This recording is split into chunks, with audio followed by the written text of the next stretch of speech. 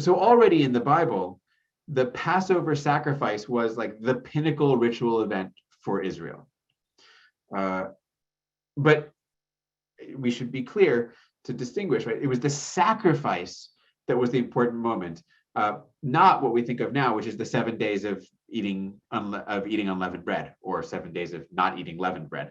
The sacrifice was the crucial identifying marker and pinnacle ritual event for Israel, because it was public and communal, as sacrifices were. What you eat in your own home for the next 7 days, I mean, it's a private matter. You're supposed to do it, but it doesn't. It's not a communal event.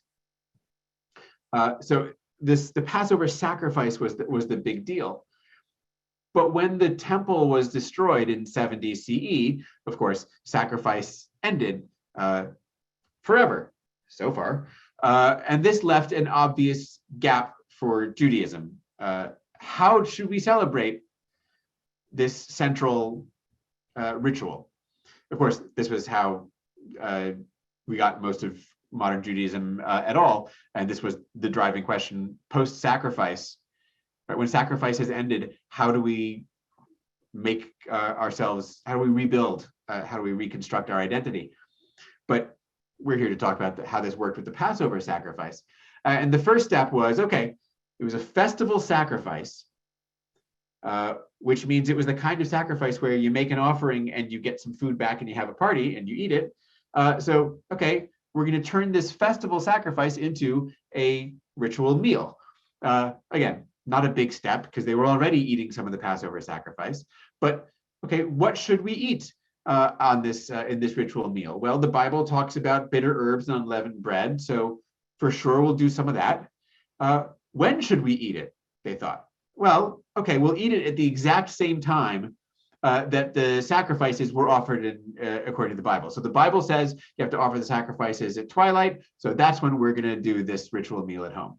Okay, they said, what should we sing during the meal? Well, let's sing the same psalms that had been sung at the temple during the Passover sacrifice. So this home ritual, the Seder, replaces the temple-based sacrificial ritual. And actually, you can see this quite clearly in the way that the Seder, the Haggadah, transforms the biblical text. The Bible has famously the questions.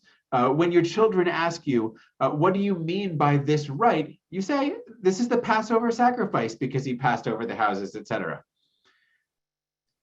That gets transformed in the Haggadah, in the Passover Seder, not into a question about the sacrificial rites, but about the ritual meal we're having here itself. And so at the center of the Seder is the telling of the story and the explanation of the elements of the ritual. And this is really an interesting moment. Most rituals don't explain themselves. Even if we might have explanations for them, rituals are often identifiable as rituals precisely because they don't come with rationales.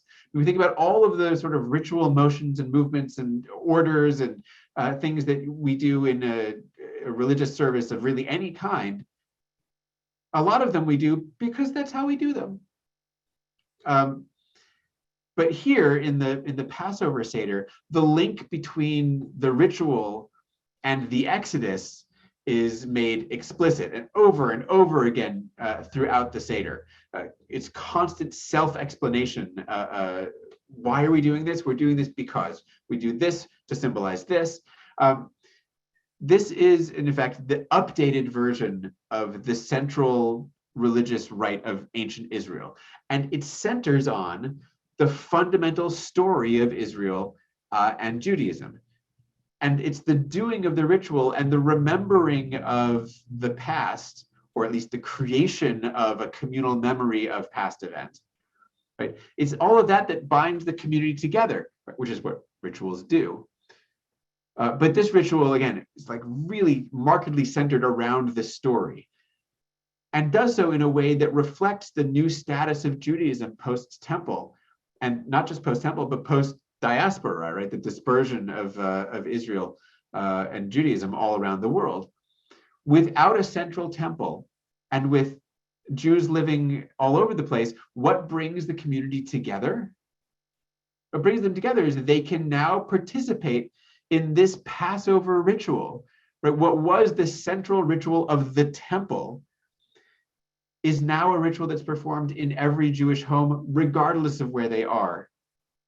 So anywhere around the world, in their own homes, they recreate community and identity around story and having sort of broken the temple space up and scattered it everywhere.